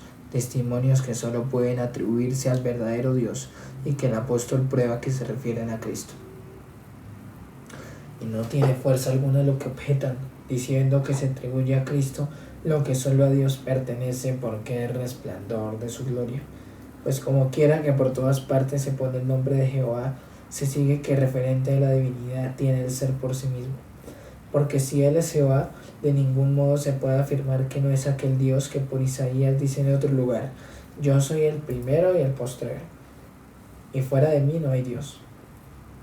También hay que advertir lo que dice Jeremías: los dioses que no hicieron el cielo ni la tierra, desaparezcan de la tierra y de debajo de los cielos, pues es necesario confesar por el contrario que el Hijo de Dios es aquel cuya divinidad Isaías demuestra muchas veces por la creación del mundo. Y cómo el Creador, que da el ser a todas las cosas, no va a tener su ser por sí mismo, sino que ha de recibir su esencia de otro. Pues quien afirme que el Hijo es esenciado del Padre, por lo mismo niega que tenga su ser por sí mismo. Pero el Espíritu Santo se opone a esto llamándole Jehová, que vale tanto decir que tiene el ser por sí mismo. Y si concedemos que toda la esencia está solo en el Padre, o bien es divisible o se le quita por completo al Hijo, y de esta manera, privado de su esencia, será Dios solamente de nombre. La esencia de Dios, de creer a estos habladores, solamente es propia del Padre, en cuanto que solo Él tiene su ser y es el esenciador del Hijo. De esta manera, la divinidad del Hijo no será más que un extracto de la esencia de Dios o una parte sacada del todo. Sosteniendo ellos este principio, se ven obligados a conceder que el Espíritu es del Padre solo, porque si la derivación es de la primera esencia, la cual solamente al Padre conviene, con justo título se dirá que el Espíritu no es del Hijo, lo cual sin embargo queda refutado por el testimonio de San Pablo, cuando lo hacen común al Padre y al Hijo. Además, si se suprime de la Trinidad la persona del Padre, ¿en qué se diferenciaría del Hijo y del Espíritu Santo, sino en que solo Él es Dios? Confiesan que Cristo es Dios, pero que sin embargo se diferencia del Padre. En este caso ha de haber alguna nota en que se diferencian, para que el Padre no sea el Hijo. Los que la ponen en la esencia evidentemente reducen a nada la divinidad de Cristo, que no puede ser sin la esencia ni sin que esté la esencia entera. No se diferenciará el Padre del Hijo si no tiene cierta propiedad que no sea propia del Hijo. ¿En qué pues los diferenciarán? Si la diferencia está en la esencia, que me respondan si no lo ha comunicado Él a su Hijo. Ahora bien, esto no se pudo hacer parcialmente, pues sería una impiedad forjar un Dios dividido. Además, de esta manera desgarrarían miserablemente la esencia divina. Por tanto, no resta sino que se comunique al Padre y al Hijo totalmente y por completo. Y si esto es así, ya no podrán poner la diferencia entre el Padre y el Hijo en la esencia. Si objetan que el Padre, esenciando a su Hijo, permanece, sin embargo, único Dios en quien está la esencia, entonces Cristo sería un Dios figurativo y solamente de título y en apariencia, ya que no hay nada que sea más propio de Dios que ser, según aquello de Moisés: el que es, me ha enviado a vosotros. Punto número 24. Contra la tesis de que la palabra Dios solo se refiere al Padre. Sería cosa facilísima de probar con muchos testimonios que es falso lo que ellos tienen como principio y fundamento, que siempre que en la Escritura se hace mención de Dios, no se refiere absolutamente más que al Padre. Incluso en los testimonios que ellos mismos citan para defensa de su causa, descubren neciamente su ignorancia, porque allí se pone al lado el nombre del Hijo, por donde se ve que se compara el uno al otro, y por esta causa se da particularmente al Padre el nombre de Dios. Su objeción se refuta sencillamente. Dicen: si el Padre no fuese el único Dios, sería Padre de sí mismo.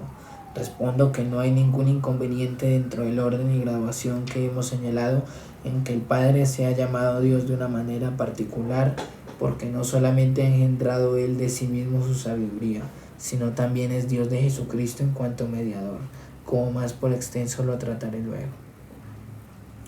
Porque después que Cristo se manifestó en carne, se llama Hijo de Dios, no solamente en cuanto fue engendrado antes de todos los siglos como verbo eterno del Padre, sino también en cuanto tomó el oficio y la persona de mediador para unirnos con Dios. Y ya que tan atrevidamente excluyen al Hijo de la dignidad de ser Dios, querría que me dijeran si cuando Cristo dice que nadie es bueno más que Dios, Él se priva de su bondad. Y no me refiero a su naturaleza humana, pues acaso me objeten que cuanto bien hubo en ella le vino por don gratuito. Lo que pregunto es si el verbo eterno de Dios es bueno o no. Si ellos lo niegan, evidentemente quedan acusados de impiedad. Si lo confiesan, ellos mismos se echen la soga al cuello. Y en cuanto que a primera vista parece que Cristo declina de sí mismo el nombre de bueno, Ello confirma más aún nuestro propósito, porque siendo esto un título singular exclusivo de Dios, al ser saludado él como bueno, según la costumbre corriente, desechando aquel falso honor, declara que la bondad que posee es divina. Pregunto también si, cuando San Pablo afirma que solo Dios es inmortal, sabio y verdadero, Cristo con estas palabras es colocado entre los mortales, donde no hay más que fragilidad, locura y vanidad. ¿No sería inmortal el que desde el principio fue la vida y dio la inmortalidad a los ángeles? ¿No será sabio el que es eterna sabiduría de Dios? ¿No será veraz la misma verdad? Pregunto además si les parece que Cristo debe ser adorado. Porque si con justo título se le debe el honor de que toda rodilla se doble ante él, se sigue que ese Dios que ha prohibido en la ley que ningún otro fuese adorado. Si ellos quieren entender del Padre solo lo que dice Isaías, yo soy el primero y yo soy el postrero, y fuera de mí no hay Dios. Digo que esto es a propósito para refutar su error, pues vemos que se le atribuye a Cristo cuanto es propio de Dios. Ni viene nada su respuesta que Cristo fue ensalzado en la carne en la que había sido humillado, y que fue en cuanto hombre como se le dio potestad en el cielo y en la tierra. Porque aunque se extienda la majestad de rey y de juez a toda la persona del mediador, sin embargo, si Dios no se hubiera manifestado como hombre, no hubiera podido ser elevado a tanta altura sin que Dios se opusiese a sí mismo. Pero San Pablo soluciona muy bien esta controversia, diciendo que él era igual a Dios antes de humillarse bajo la forma de siervo. Mas ¿cómo podría existir esta igualdad si no fuese aquel Dios cuyo nombre es Jehová, que cabalga sobre los querubines, Rey de toda la tierra y Rey eterno? Y por más que murmuren, lo que en otro lugar dice Isaías, de ninguna manera se le puede negar a Cristo. He aquí, este es nuestro Dios. Le hemos esperado y nos salvará. Pues con estas palabras se refiere claramente a la venida de Dios Redentor, el cual no solamente había de sacar al pueblo de la cautividad de Babilonia, sino que también había de constituir la iglesia en toda su perfección. También son vanas sus tergiversaciones al decir que Cristo fue Dios en su Padre, porque aunque a causa del orden y la graduación admitamos que el principio de la divinidad está en el Padre, sin embargo mantenemos que es una fantasía detestable decir que la esencia sea propia solamente del Padre, como si fuese el deidificador del Hijo. Pues entonces, o la esencia se divide en partes, o ellos llaman Dios a Cristo falsa y engañosamente. Si conceden que es el Hijo de Dios, pero en segundo lugar después del Padre, en ese caso la esencia que el Padre, en el Padre no tiene generación ni forma, en él sería engendrada y formada. Sé muy bien que muchos se burlan de que nosotros deduzcamos la distinción de las personas del texto en el que Moisés presenta a Dios hablando de esta semejanza. Hagamos al hombre en nuestra imagen, conforme a nuestra semejanza. Pero los lectores piadosos ven que Moisés hubiera empleado fría e ineptamente esta manera de hablar si en Dios no hubiese varias personas. Evidentemente aquellos con quienes habla el Padre no eran criaturas, pues fuera de Dios no hay nada que no sea criatura. Por tanto, si ellos no están de acuerdo en que el poder de crear y la autoridad de mandar sean comunes al Hijo y al Espíritu Santo con el Padre, se sigue que Dios no ha hablado consigo mismo, sino que dirigió su palabra a otros artífices exteriores a él.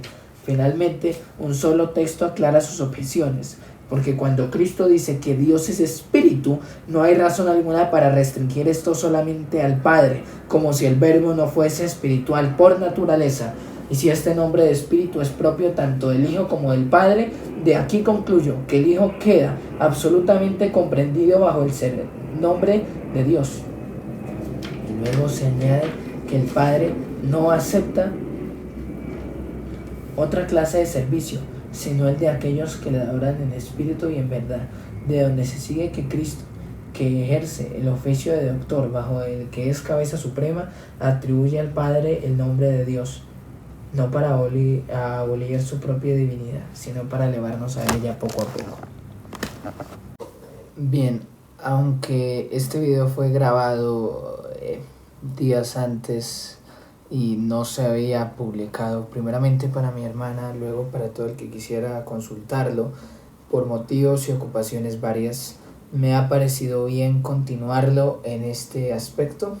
Estamos, vuelvo y repito, institución de la religión cristiana, ya se ha leído durante 1 hora y media aproximadamente los puntos anteriores, de modo que voy a continuar con el punto número 25. No se trata de una infinidad de dioses, pero se engañan al imaginarse 3, de los cuales cada uno tiene su parte en la esencia divina. Nosotros, al contrario, enseñamos conforme a las Escrituras que no hay más que un solo Dios esencialmente, y por ello que tanto la esencia del Hijo como la del Espíritu Santo no han sido engendradas, pero como quiera que el Padre es el principio en el orden y engendró de sí mismo su sabiduría, con justa razón es tenido, como hace poco dijimos, por principio y fuente de toda la divinidad. Y así Dios no es absoluto engendrado, y también el Padre respecto a su persona es ingénito.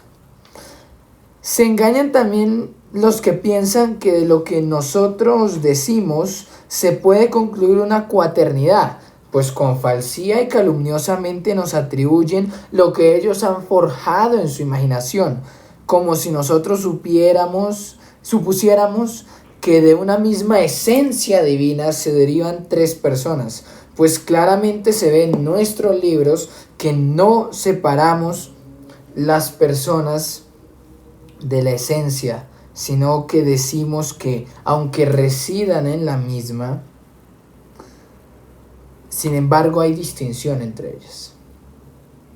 Si las personas estuviesen separadas de la esencia, sus razones tendrían algún fundamento. Pero entonces la Trinidad sería de dioses, no de personas, las cuales decimos que un solo Dios se encierra en sí, y de esta manera queda solucionada la cuestión sin fundamento que suscitan al preguntar si concurre la esencia a formar la Trinidad, como si nosotros supiéramos que de ella proceden 3 dioses. La objeción que promueven, que de esta manera la Trinidad estará sin Dios, procede de su misma necedad y torpeza, porque aunque la Trinidad no concurra como parte o como miembro para distinguir las personas, con todo, ni las personas existen sin ella ni fuera de ella, porque si el Padre no fuese Dios, no podría ser Padre, ni el Hijo podría ser Hijo si no fuese Dios. Por tanto, afirmamos absolutamente que la divinidad es per se, y por eso declaramos que el Hijo, en cuanto Dios, es por sí mismo, prescindiendo de su aspecto de persona, pero en cuanto es Hijo, decimos que procede del Padre. De esta manera su esencia no tiene principio, y el principio de la persona es Dios mismo.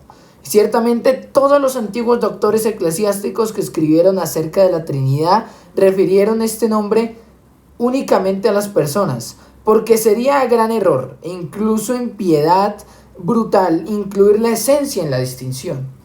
Porque los que se forjan una concurrencia de la esencia, el Hijo y el Espíritu, como si la esencia estuviera en lugar de la persona del Padre, evidentemente destruyen la esencia del Hijo y del Espíritu Santo, pues en ese caso las partes que deben ser distintas entre sí se confundirían, lo cual va contra la regla de la distinción. Finalmente, si estos 2 nombres, Padre y Dios, quieren decir lo mismo, y el segundo no conviene al Hijo, se seguiría que el Padre es el deificador, y no quedaría el Hijo más que una sombra de fantasma, y la Trinidad no sería sino la unión de un solo Dios con 2 cosas creadas.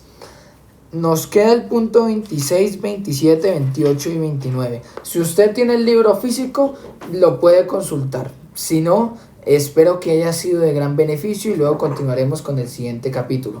A Valeria, a todos los que me conocen de todos los diversos pelambres de la historia, un abrazo cordial, un abrazo fraterno en este día.